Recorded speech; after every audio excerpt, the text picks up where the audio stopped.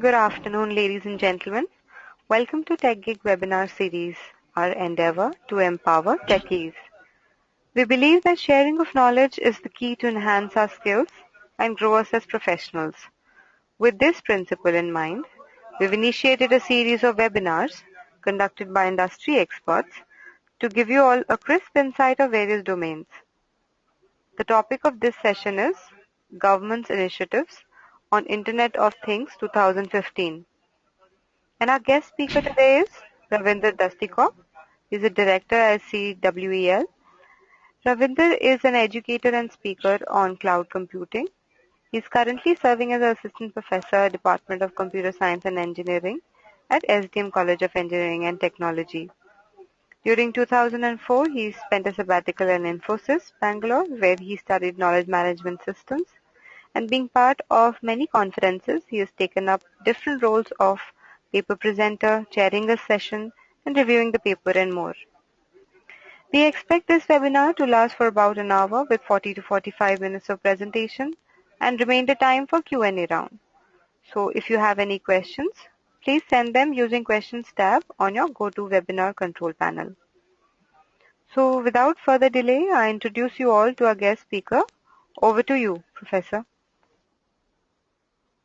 Good afternoon, everybody, and thank you, TechGeek, for giving me a chance to present this topic to your esteemed audience. Good afternoon, everybody.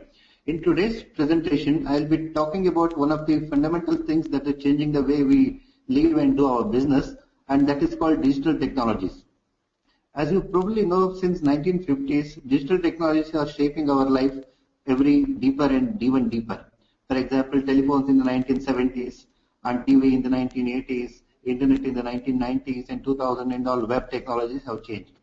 And every government, every society in the world actually has recognized this, and Indian government is also not falling behind that. And probably if you attended my previous webinar on Digital India, you might have noticed that Indian government has taken a strong and a very decisive step in making the entire India digitally enabled. By that, what it means is it is trying to build up the infrastructure so that every citizen of India can actually get connected to every service that is possible in a digital platform. As a part of this, actually, Indian government has also come out with another policy on Internet of Things. Internet of Things is a new world order. By that, what we mean is all the earlier network, like telephone network or TV network or Internet, actually they connected people and computers. But the vision of the world is much bigger than that. See, if we can connect people and if we can create web, it has created a couple of revolutions in communication. But what scientists and technologists are believing it actually, if you can take this connectivity to the next level, that means if we can connect things which are surrounding us, then probably we will have a new kind of a communication possibility. For example, it is not possible that one of the devices at my home can be connected to my mobile so that I can control it from a distance. So if there is aged parents in the home, then a device which is monitoring them can communicate certain information to me. So this new world order, which takes the connection beyond computers, is called Internet of Things. The reason it's called Internet of Things is very simple, because it connects anything that is available in the surrounding world, provided it can get communicated to us. And government all over the world have recognized the importance of the new world order. The Indian government is not falling behind. It has come out with a new policy on a draft policy for the Internet of Things. And in today's presentation, I'll be talking about this important world. So this presentation is actually technically based on the content given by the Indian government. As I told you, the Department of Electronics and Information Technology has come out with a draft policy and put it in the public domain for debate and discussion, so that actually it can formulate a final form of this policy. So the content in this presentation is direct, it is actually owned by the government and is being used only for the presentation purpose. So the purpose of this presentation is very simple. In line with one of its most ambitious project called Digital India, Indian government has actually come out with a policy statement on draft policy for the Internet of Things. So the purpose of this webinar is to create awareness about this draft policy. It is very essential for every citizen in India and every organization alike to be aware of this policy because it has a far-reaching implications. And in order to understand this as a businessman, as an entrepreneur, or any active person of the society, it is necessary that you should know the salient features of this policy. And in this small presentation, I will be covering that also. So being a national policy, IoT policy is aimed at everybody, and some of the people or some of the audiences who might be interested in include industry, because it is creating an industrial bedrock so that all the communication and business, be it a business or industrial, can happen on that. Startups, it gives a new opportunity, a new ecosystem for developing a new kind of a project. For example, IoT-enabled technologies are actually trying to creep in everybody's life, and any startup with a bright idea can start to come out with an idea and start a business. The enterprises also can be benefited by IoT for a simple reason that IoT devices installed in their business ecosystem can actually enable to gain them higher efficiency and higher efficiency. Educational institutions also might be interested in IoT for a simple reason that they will be educating people for the future life. And if it's an engineering college kind of a thing or a technical institution, then including excuse me, IoT as a part of their curriculum would enable their students better prepared for tomorrow. Faculty, students, and researchers are certainly interested in this IoT policy because being a national policy, it is going to affect every corner of our life. So the Indian policy actually has come out in terms of the following headings, where actually it starts with a preamble like the Constitution of India. This preamble actually establishes the context of this particular draft policy. And after that, as it's required, it defines what is IoT, and then it sets the vision. What kind of IoT enabled world that we are going to create, that is mentioned in this vision part. Then also the objectives. Objectives, as you know, like once the vision we have, then we have to have objectives, what we call vision statement in business, where actually the milestones are established. What would Indian government would like to do in the IoT area for 1 year, 2 years, so on and so forth. That are done. Then once the objectives are decided, then you got to develop your strategies. Those are things actually also included in this. So let me start with the preamble. What the Indian government says is that digital space has witnessed a couple of revolutions in the past few years. So for example, we had internet, we had web, we had social media, and so on and so forth. The Internet of Things is actually the second one which has come today. So Internet of Things is the latest which to enter into this digital space, which is going to change everything. And this is actually a revolution in the connectivity, because this connectivity of IoT takes the connectivity beyond connecting people and computers and mobile to connecting everything that is capable of getting connected to the internet. Okay, so IoT can be defined as with a small thing like, see, it is an interplay of software, telecom, and electronic hardware. So there are three components in any IoT device. There is a hardware device, there is a telecommunication because it has to connect, and there is a software which runs both sides of the elements. Okay. The first and foremost question that we should ask, why a country like India or any country for that matter should be interested in IoT? Not unless there is a strong case or there is a strong reason to do that, there is no point in going ahead with that. So IoT is actually an enabler, and the following two examples will tell you that what IoT can do at different levels. What actually happens in IoT is essentially a bundle of sensors which are actually located at different locations. For example, if I have a garden, I can actually install a sensor there and monitor the humidity of that. Similarly, if I'm a traffic police department, then I can install a sensor on a road, then monitor the traffic density and all. So essentially it consists of sensors. But these sensors have numerous applications which actually go beyond on day-to-day basis and create a new world order. See, let me start with an example. See, IoT can solve Mumbai's certain challenges. Probably you know that actually some of the services in Mumbai, although offered, they are not very efficient, and for that reason actually they cost a lot because there is a lot of wastage that's going to happen. Look at this example. Here is a map where there are two locations of Mumbai are indicated. One is called Dharavi and one is called Walden. And if you look at the way the water is supplied and the rate at which it is supplied, in Dharavi it costs about 65 rupees per 1,000 liters of water, whereas actually in Walden Road it will cost 1.75. So it's very difficult to imagine this kind of a disparity in the same town, in two localities of the same town which is just separated by 20 kilometers. The reason why this is actually happening is very simple. There is a lot of infrastructural deficiencies. For example, in Dharavi, there is a lot of leakage that would happen, and for that reason, actually, the water department actually charges more. Since there is charging more, people will try to steal it or to come and collect water without paying the bill. This again causes a lot more loss to the water department. They would increase the price. So this kind of a thing is happening because there is no possibility of monitoring this kind of a steal and leakages. Now, and secondly, even if you look at Delhi, only 50% of the people actually pay their currency, current bills. The reason is being, again, people do not have a regular connections. That would actually cause loss to the department. They in turn want to recover that money through additional charges, and this will again escalate the price. That would make more people do again steal that.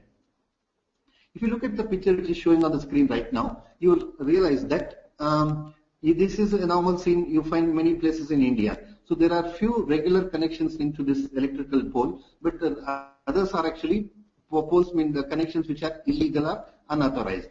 This is happening today because it is very difficult to manually monitor such an activity. But when the IoT comes into this, which I have told you that is actually bundle of sensors, will actually solve that problem thoroughly. So how does IoT solve this problem? It is very simple. What it actually does is, sensors will be integrated in every place, like those poles or the water pipes, so that these sensors will tell us. For example, if somebody puts another wire and try to pull power from this particular pole, then it will indicate that, see, there is an additional power to the electricity department. They can actually take suitable action on that. And secondly, it becomes level playing, because since people cannot steal it, the department will not lose much, and there is not any loss, and they will not increase the price, and that would help them a lot.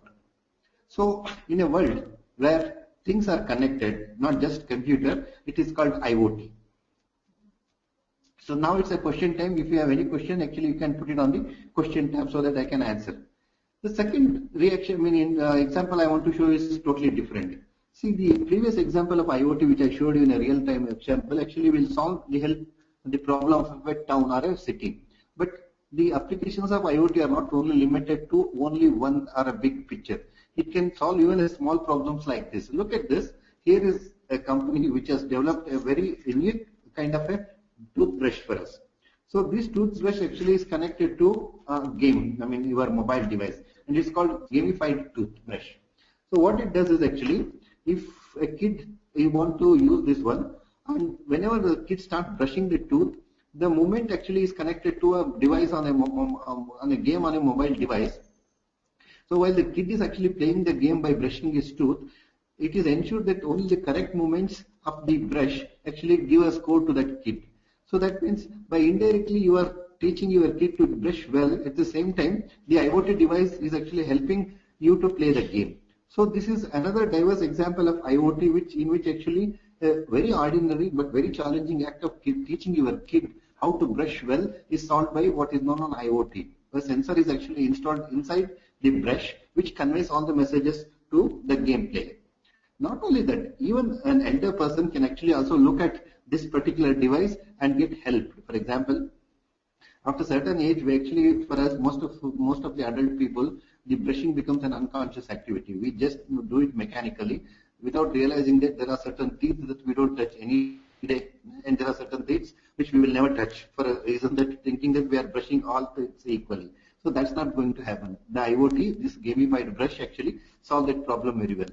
The reason why I'm showing you this example is very simple. The reason I'm telling is actually IoT is a solution to a broad range of problems. At one end, actually, it can solve Bombay's water problem by installing sensors.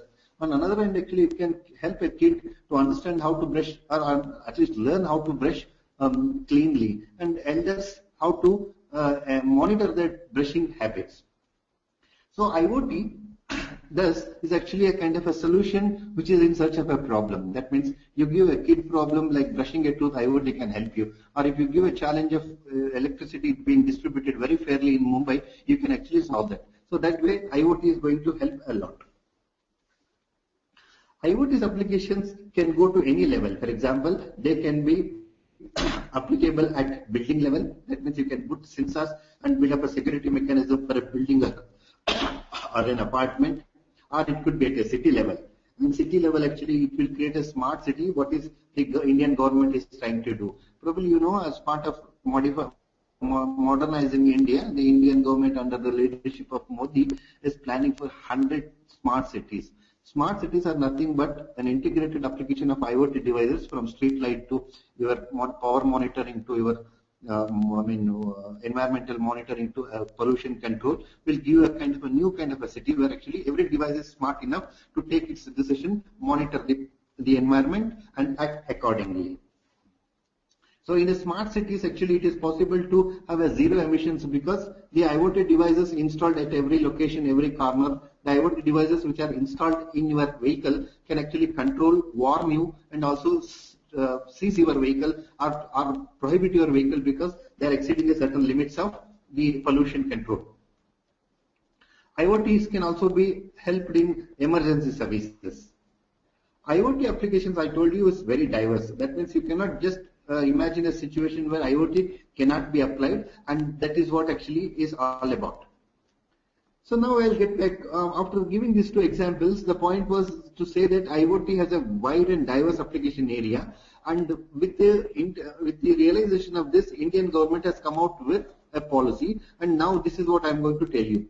So what Indian government is doing is, our planning is actually with the advent of Internet of Things, there will be thousands and millions of actually sensors will be built in and around that, and this will demand increase in the intelligent systems. By intelligent systems, what we mean is actually a system which is capable of understanding its environment, understanding the parameters which are happening in those environment, and conveying those data parameters to the person who want to take a decision, and conveying those decisions back to the person which needs that correction. For example, suppose you are a gardener and you are maintaining a couple of gardens, and you know, as a gardener, it's your responsibility to actually water your plants regularly.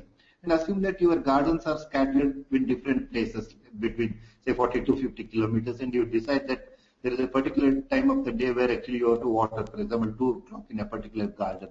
Then what this IoT device does is actually, if you have installed an IoT device in your garden, so if there is a rain at 12 o'clock, it will convey a message saying that kindly don't come for watering today because it is a rain. So thus it saves your travel time, that saves your waters and so on and so forth. Similarly, if you have an elderly person at home and if there are not enough people or no person to monitor them physically or manually, then an IoT wearable can actually help that person to take care by conveying whatever the variations in the medical parameters like blood pressure or sugar changes, variations to the doctor, and he can take that decision from a distance, thereby helping people.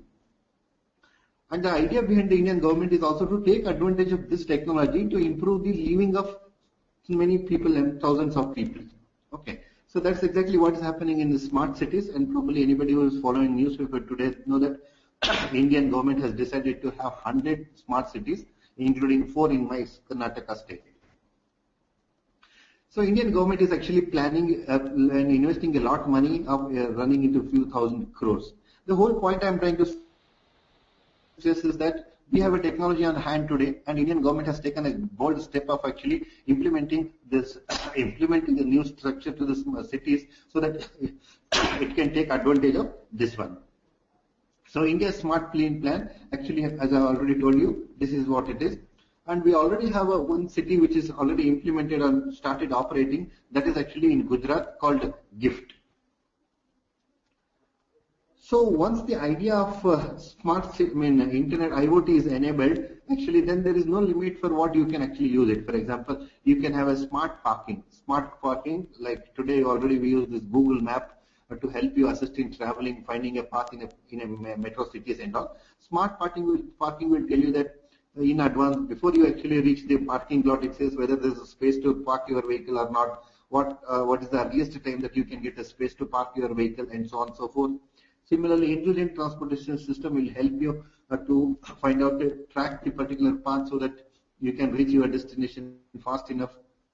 Smart urban lighting, what it actually means is very simple. See, today, because of the manual system, street lights waste a lot of energy. For example, a lineman which is given a job of actually lighting about 200 street lamps will start at 5 o'clock and go close by 7 o'clock. Between 5 and 6:30, before it gets dark, all these lights are actually burning without actually they are required. Why does it happen? Because since the person thinks that he cannot complete his job if he starts after 6:30, he will do it in advance. But if you use IoT, then this kind of a thing is not needed. They would look at the light strength or light emittance or light level and automatically allow the lights to go up, and that is called actually urban lighting or smart urban lighting. So the point is very simple. IoT has a wide application and there is no limit for which actually it can be applied. Telecare means helping people or old people or kids from a distance. So what are the key features of Modi's smart city? These are these key cities like automatic traffic signal so that you don't need a manual power or a manual labor, better public transport facility, avoiding these traffic jams or too much of traffic congestion and all, quick accident relief. That means if there is an accident in one part of the traffic, the IoT devices will convey those messages to corresponding people like ambulances, doctors and so on and so forth. Smart traffic system which avoids a lot of any congestion kind of a thing. Our data center. Data center actually is a place where a lot of data is collected and that data is used for processing and that process actually gives you insight that in turn will help you to take decisions which are quite reasonably solve the problem. And all face identification systems. See today security has become a big deal, whether it's a border with Pakistan or it is a major metro city, ensuring that people of correct origin, correct intent actually get into the system, whether it's a air traffic control or a airport. So face recognition systems using Aadhaar card, that kind of a thing, and the smart devices can solve many problems for today. Among the other things, IoT can also give a solution for agriculture. IoT, I told you, is not a technology which actually limits your activity to any particular area. It could be applied in agriculture as well as in finance as well as in space technology. IoT also offers avenues for telecom. See, in India, the telecom industry is growing very fast. People are using more and more mobile devices. Government is converting most of their devices, services into digital format, and so there is no end or dearth for the applications. So the direct there is a direct implications of telecom technology connected to this IoT. How they will be used? Sensors will be implanted everywhere throughout the environment. They will collect information whether it's related to traffic or weather or health condition, epidemic or disaster, and this information will be used for helping people to make decisions. So any question at this point of time I can answer? Sure. Professor, the questions have been assigned to you. I don't see. Okay, I will proceed. Sure, thank you. Okay.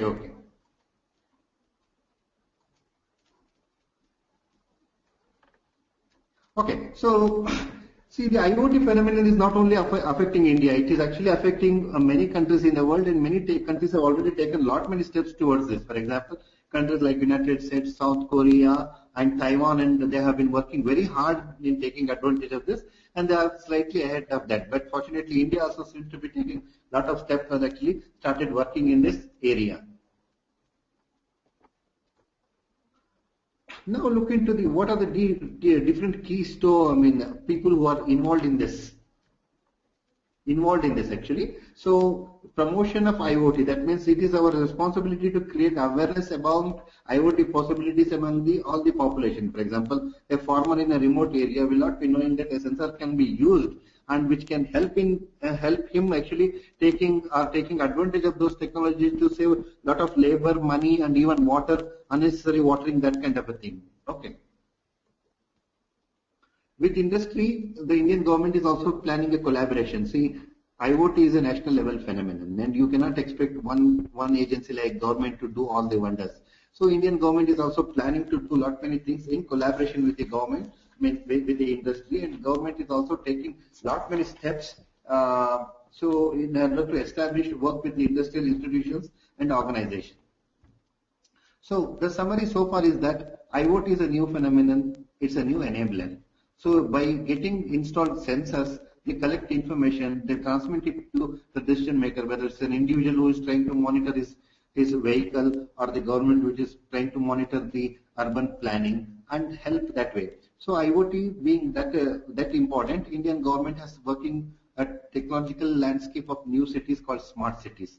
Okay, and these applications of IoT is not limited only to house or a city or to a building or to a vehicle. They are widely applicable. So any questions I will take in the meantime. Now is the time to define what is IoT. IoT, or Internet of Things, is essentially a seamless connection between embedded objects. For example, there can be an embedded IoT device in your watch which monitors your temperature, it monitors your movement, it monitors health parameters. Okay.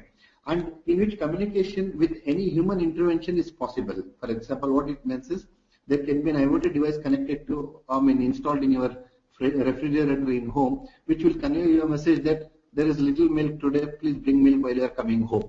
Or there could be a very health sensitive refrigerator home, which when you try to eat cake, which is placed in the fridge, says nice, so kindly don't eat it because it will cause your calorie limit. So in order to develop a country which is enabled by IoT, Indian government has a vision. What it says is to develop a connected, secure society, environment, and situation where actually digital India can actually enable everybody to do lot many things.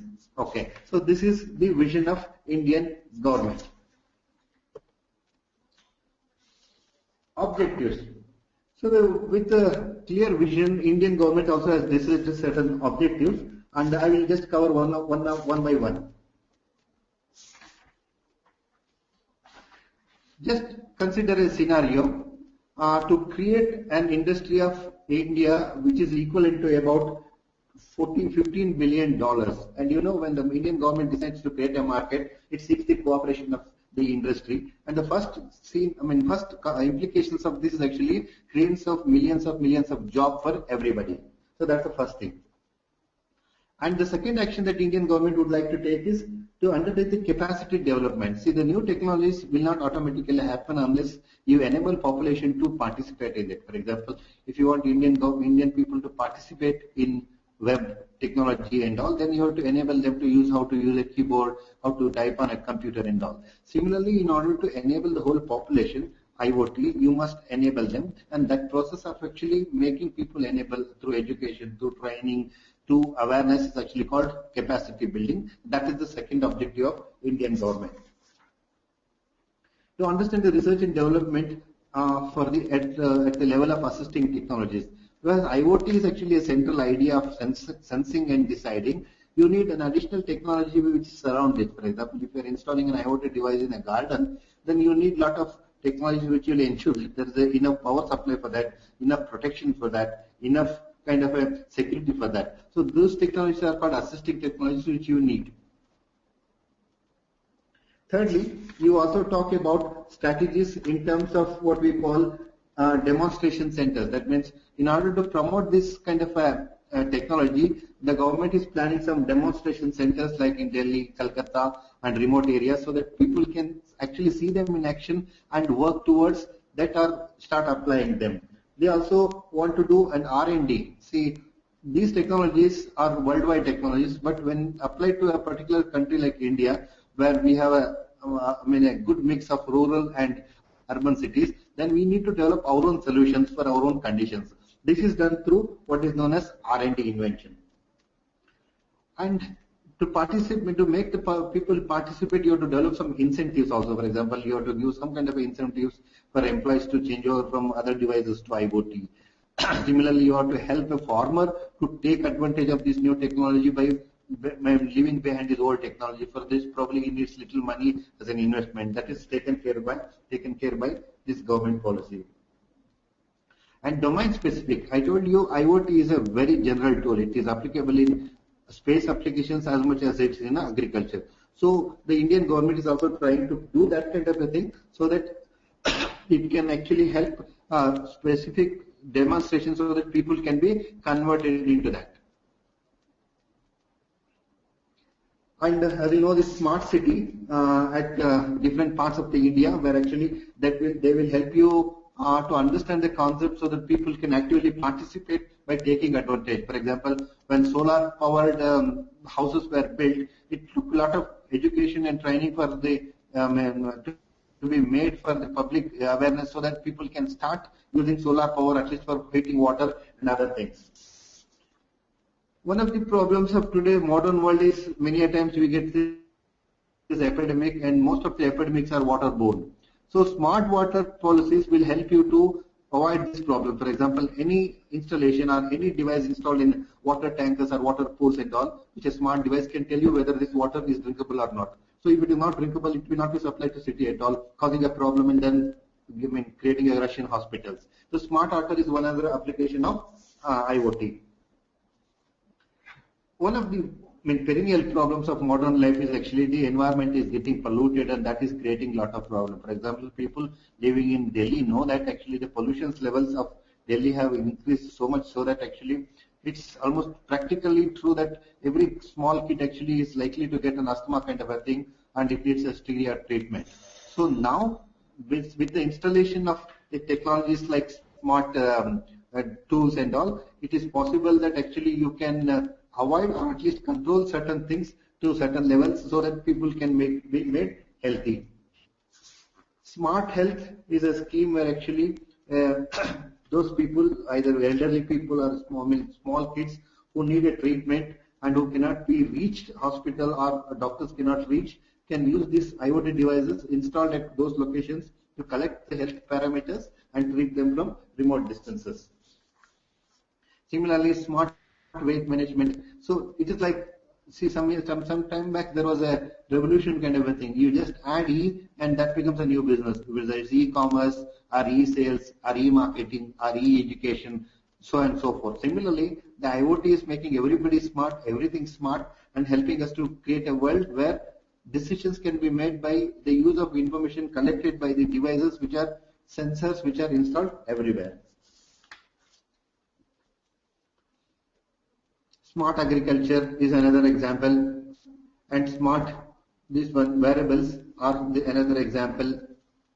Smart supply management. Today, what is actually happening is on certain days actually you get certain vegetables very cheap. On certain days you get very high priced. Why does it happen? It happens because the supply and demand chains are connected in such a bad manner that one day all supplies will come to a particular market, crushing the prices down. One day, so much less of vegetable will come to a particular market, which will spike the prices high. So that need not to be done if you are using a smart supply chain management technologies.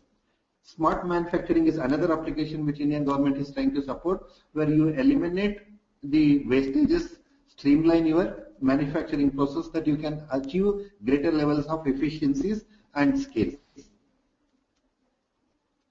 The second objective of Indian government is to build incubation centers and capacity building. To promote the institutional use, for example, they not only want to enter, excuse me, they want only the public to do this, they want also education institutions, government institutions to use that. For that, they are developing incubation. Incubation is an idea where an idea is supported by the government so that actually you can start using at different levels.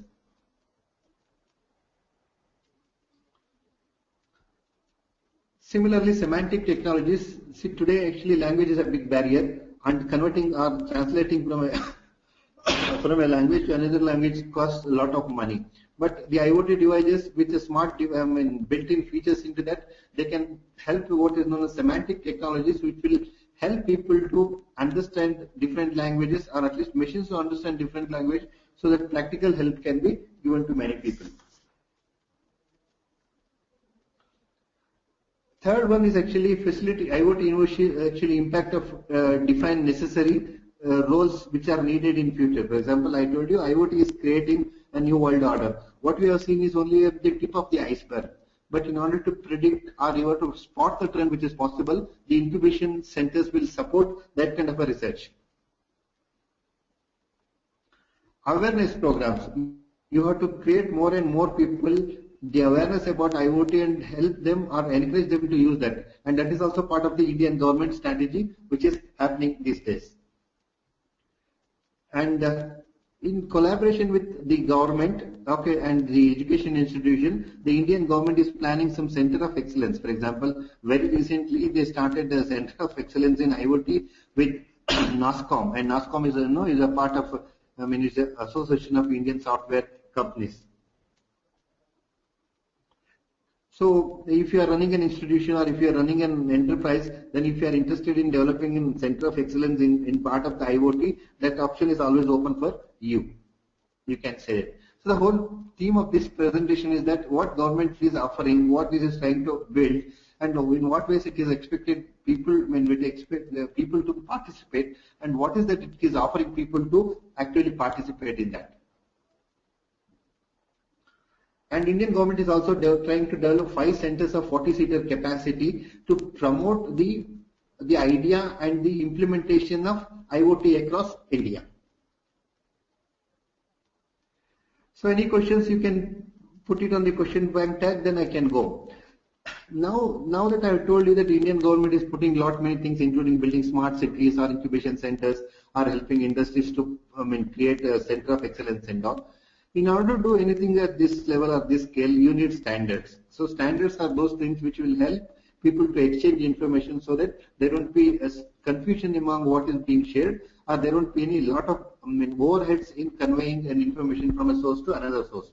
So these standards is also taken care by the Indian government. So Indian government is actually trying to facilitate both global and national standard so that relevant data can be transferred between and across devices. For example, so for the Indian government or a state, a Delhi government is using a particular kind of IoT devices to monitor the electricity and all in Delhi, then those devices should be capable of standardization, because if somebody from South Indian state actually want to use that, they must meet their requirement also. So the standard is being also worked very strongly by the Indian government. So these are the different standards technologies like identification technology, network technology, software algorithms. So being a digital technology, IoT has both hardware, software, and all are related issues along with that.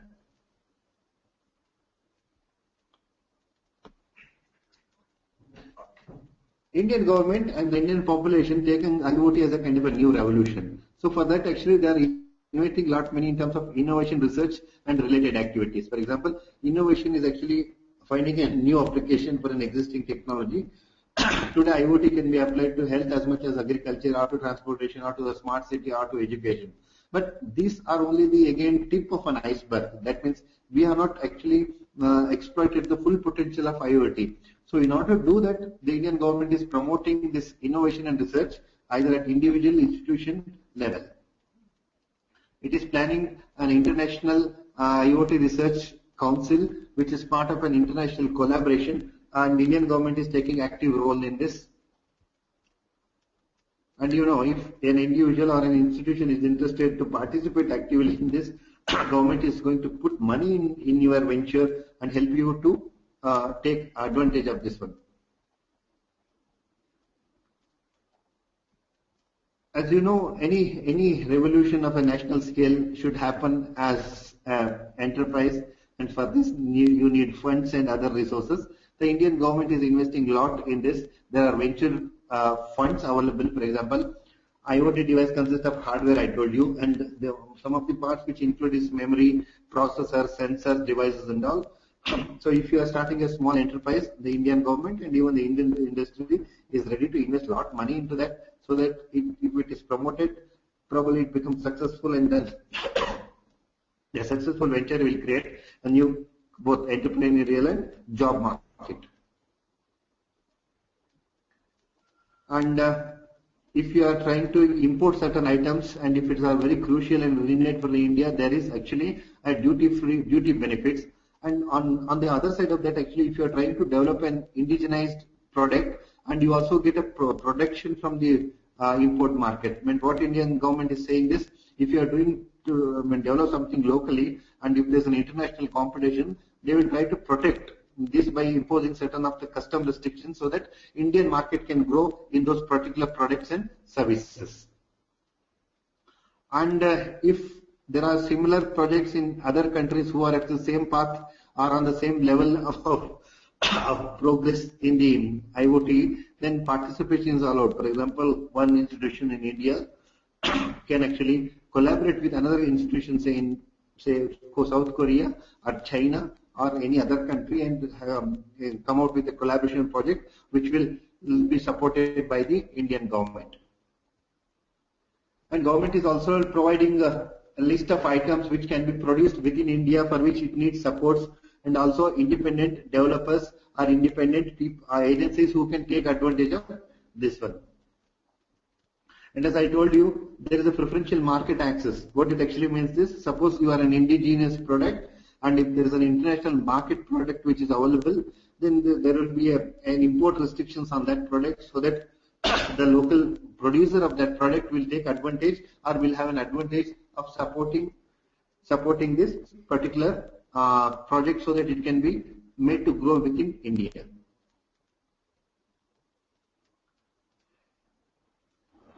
And in addition to that, it is also creating a forums at state level, district level, or even government level or intergovernment institution level, so that actually people can start thinking, discussing about new possibilities, new promotions and other things, so that IoT can be created at a different level and it can go further down the line.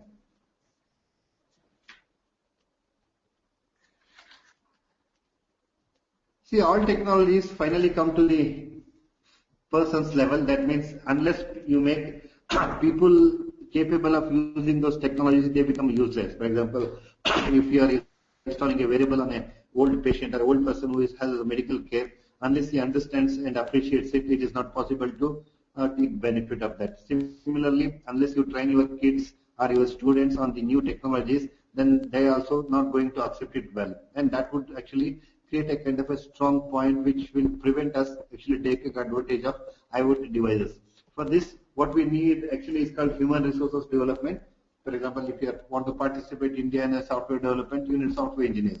Similarly, in order to promote the IoT, you need HR people or HR resources which can actually take advantage of IoT, and the Indian government is doing a lot in this regard.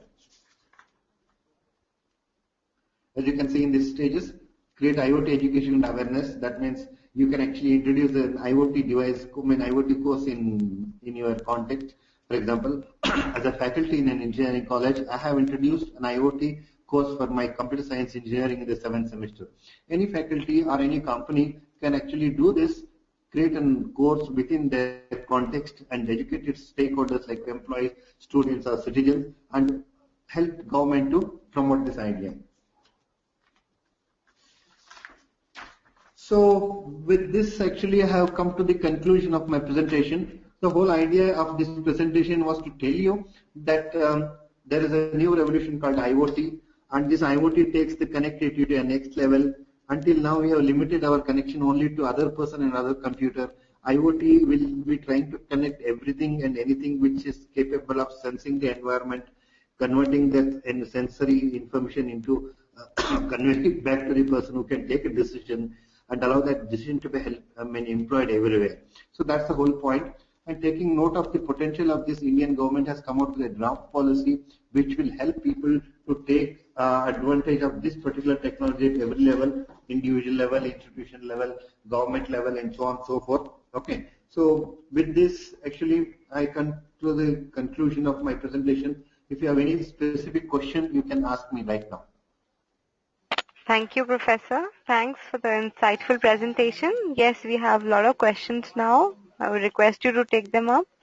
They've been assigned to you on the questions tab. Yeah. Thank you. I will just take. Okay, I will take. Okay.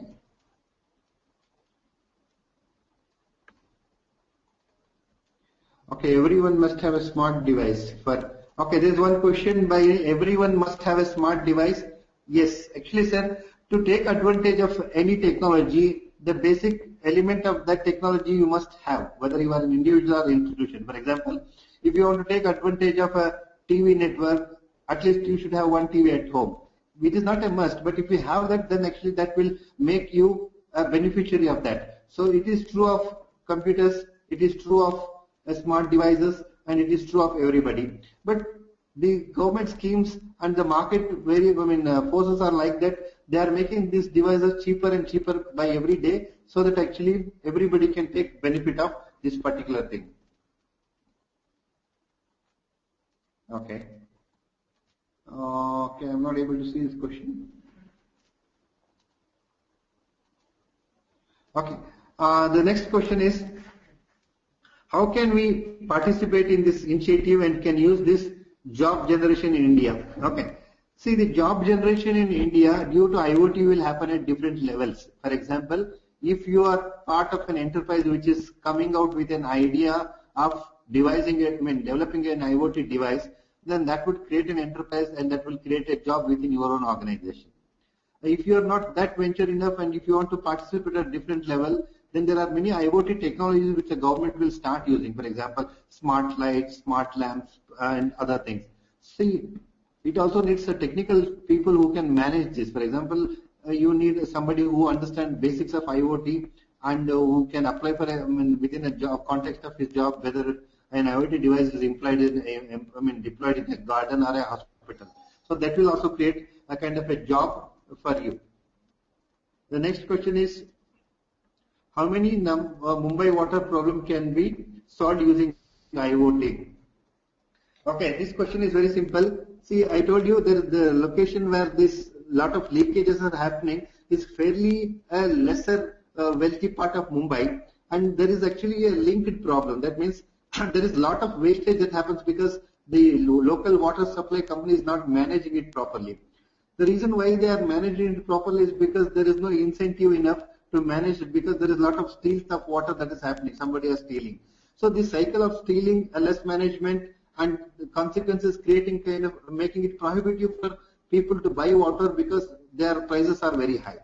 So how we can solve this problem is actually if you put some sensors across your pipelines, and you will come to know that if and when there is a leak, you can actually notify to the water department. They would immediately prevent that leakage, so that the prices and costs will come down, so that people will afford to buy it at a lower price. I can say. And how the next question is, how do we contribute to this initiative? Okay, at every level you can contribute. For example, if you are an ordinary citizen like me, then you start using IoT devices which are available in the market, starting from your fridge or your watch or your TV, so that you can get placed into a new platform. Or if you are an organization or a company, then try to use IoT devices which will increase your efficiency. For example, if you use smart electrical system within your factory or your organization, probably it will save a lot of energy and power for the country. Or if you are part of a planning person like in a city corporator or a decision maker or a legislator, see that how IoT can actually help improve your constituency as an MLA or an MP or a politician or a mayor. And that so at every level you can actually contribute to this one. What are the sources someone hobbyist person can excel career in IoT field, provided that he is not entrepreneur or marketing skill? Okay, IoT can be implemented at even hobby level, sir. For example, in my college, we are teaching our students to use two of the basic microcontroller processors called Arduino. Okay, so these tools will help you to start your small experiment with the IoT. So you don't have to be a great entrepreneur or a great technical person. If you buy this kit, which will cost you few hundreds to few thousand, you can start using them on day-to-day basis. Okay, next question. What are the sources of someone? Okay, what is this? I'm not able to open this question.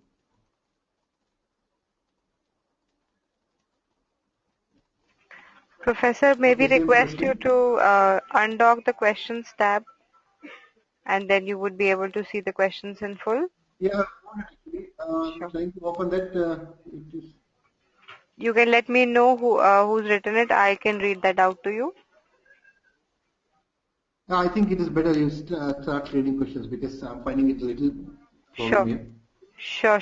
So I'll just, which is the last question that you took up? Last question was how an ordinary person can take advantage of IoT. Okay, if you start a profession. Sure. Okay, what's the, Pankaj Datta is asking, what is the role of AMR, automated meter reading in IoT? And what are the implementation Okay. prospects?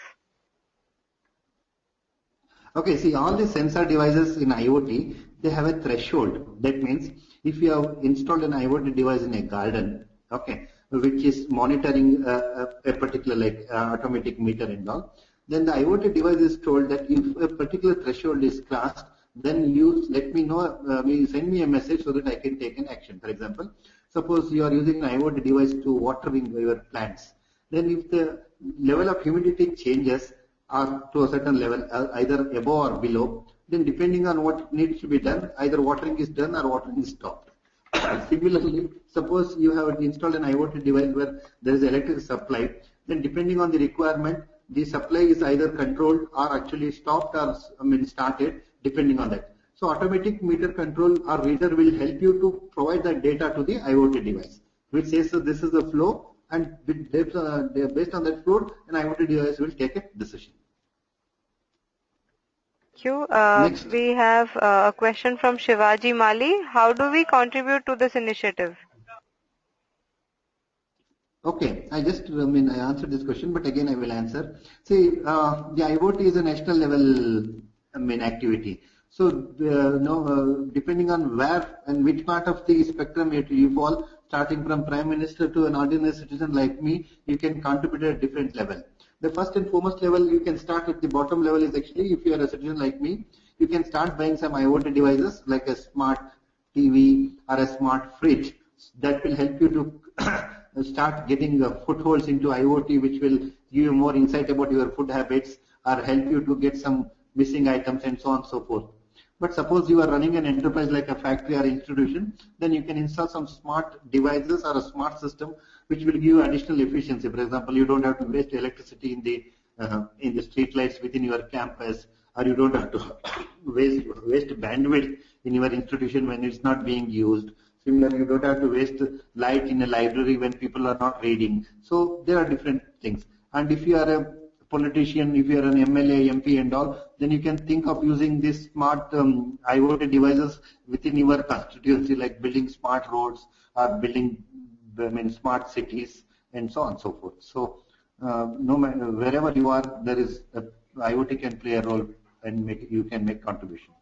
Sure. We have another question from Ritika. What are some government initiatives to promote IoT startups?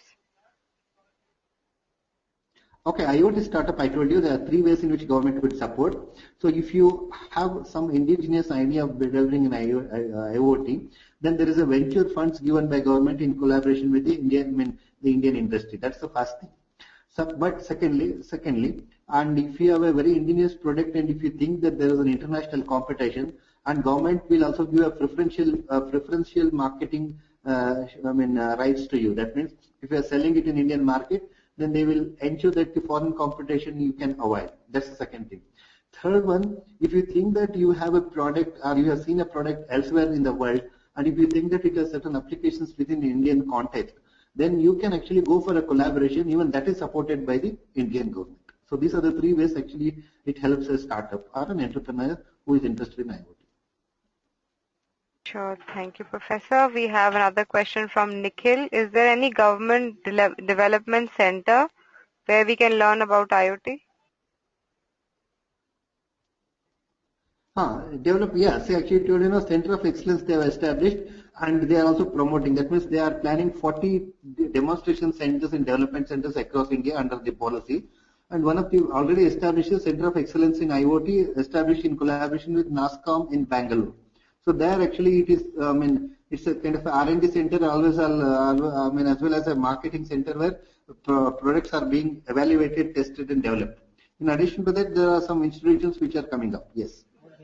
Okay, thanks. Nitin Saji is asking what is being done to improve the connectivity in our country where 512 kbps is considered broadband, where fast internet is the bare minimum required for supporting IoT.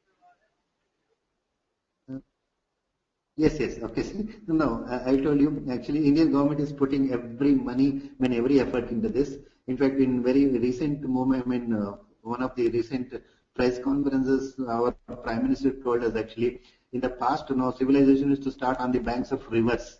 Okay, but today civilization will start where optical cable will start.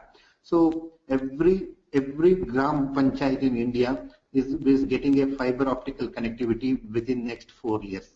So this question of bandwidth will simply disappear as soon as we install this. And government, many companies already investing thousands of crores in this. So bandwidth will not be an issue as much as it is made out today, because government and industry are working very hard and they are working at very bottom level. Every gram panchayat today or shortly will get a connectivity which is fiber optic. And in fact, villages like Akodara in North India already have completely digitalized, and they have a bandwidth which is almost equivalent to what is available in great institutions like Indian Institute of Science or IIT Mumbai, that kind of thing. So bandwidth is an issue right now, but things are changing very fast. Sure. Thank you, Professor. DK is asking, is the government allowing corporates sponsor a smart city or a smart city initiative? Yeah, government itself is actually all the 100 cities in India. Smart cities which are coming under scheme. It is sponsored by government. Actually it's planned and visioned by them. But there is a participation of different companies for different technologies. For example, Microsoft and companies like Intel, they seems to be developing different technologies which are needed. For example, smart devices need a lot of power, but that kind of a power cannot be guaranteed in every place. So now energy efficient power systems, they are being developed by different companies. The answer to you is actually smart cities are dreams of Indian government, but actually their implementation establishment is taken by the participation of different companies like Intel, hardware companies, and so on and so forth.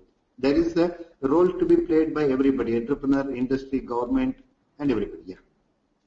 Sure. We have another question from DK. He says, which Indian IT organization is pioneering IoT?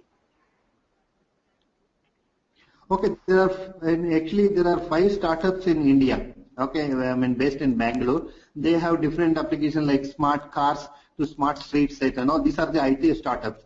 But big corporation like Ambani Group of companies and all, they also have a different initiatives within IoT. Further details I can send you, because it is a big spectrum where actually companies, not only startups, everybody is taking a serious note of it, coming up with their own product solution and all, and including a healthcare application to an education application to a smart city application to a smart road management systems and all. Yeah. Okay. Some of the common questions that are coming from the audience is, any course materials that are available in the market to learn IoT free of cost? See, I have not seen a course material available, but if somebody is interested, he can contact me, because I am offering a 1 semester long IoT course for my 7th semester computer science students. Okay, so Deepika, you can give me email ID to him sometime, and they can connect. And this course is actually just started on 1st August, and I have a couple of videos developed for my students, which I can share with that person. Okay, thank you. Professor, there's one more question from Sri Bala Bhadra. What are the present opportunities in India for B.Tech students, where they can see this all the stuff? Uh,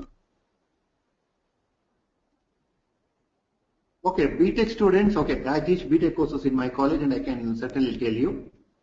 There are 3 levels of possibilities for a BTech student. If you are in your 3rd year, final year, you can take a small IoT project, demonstrate the concept, and many of the IoT startups will welcome you. That is for very sure. And in fact, we have already done for a couple of our students. In addition to that, in your whatever the local environment that you are there, if you see a particular situation which needs an IoT application, and if you can come up with a solution, then probably that can be converted into entrepreneurship and go on further. Because before IoT came, we were very much interested in cloud computing, and many of our students actually come out with many interesting projects, either for image processing for farmers or image processing for the businesses. Similarly, we are encouraging our students to take a small project which can either help them to complete their project and get into IoT startup, or to start an enterprise. So I can send you a list of again projects which you can do. But I think you can see it on my screen now. My email ID is shown to you. You can always contact me, and I think I can send you some information at once, immediately. Thank you, Deepika, can Professor. you see my email ID on this? Yes, I'm sure they are able to see it. Yeah. Also, there are a few questions Please do from, that. right, we can read that out. It's ravinder.dastikop Okay. at gmail.com. And we have few questions where, My email ID is ravindra.nastikov@gmail.com. thank you, Professor. We have few similar questions from a couple of them. They've asked, how can we stay up to date with latest in IoT in India? Any blogs or website or any online site which they can visit? Yes. Actually, I myself have a blog. Deepika, I myself have maintained a blog for the benefit of my students. Okay, there's a regular blog which I update, IoT for Everyday Life, and the title of that blog is Internet in Everyday's Life. That link also I can send it to these people if they shoot an email to me, and I can do it by the end of the day if possible. If they send me an email by then. Okay. Sure. Or what you can also do is you can maybe share the URL or the link or through audio, so it gets recorded, and you can also post it on the Okay, I forum. will do Yeah, that. yeah, Okay, so I will do one thing. Actually, I will put it on that question answer forum. would be advisable. I think all of them will be able to visit that forum, and they will be able to see your email address as well as your blog there. So thank you so much. Okay, that That would be great. completes the questions for today. Those of you whose question has not been answered, please feel free to post it on the forum. That is, you'll find this webinar and the recorded session of this webinar on techgig.com expert speak section in the past expert speak. Okay, thank you so much, Professor. Thanks for your time today. It was indeed a great session. Okay.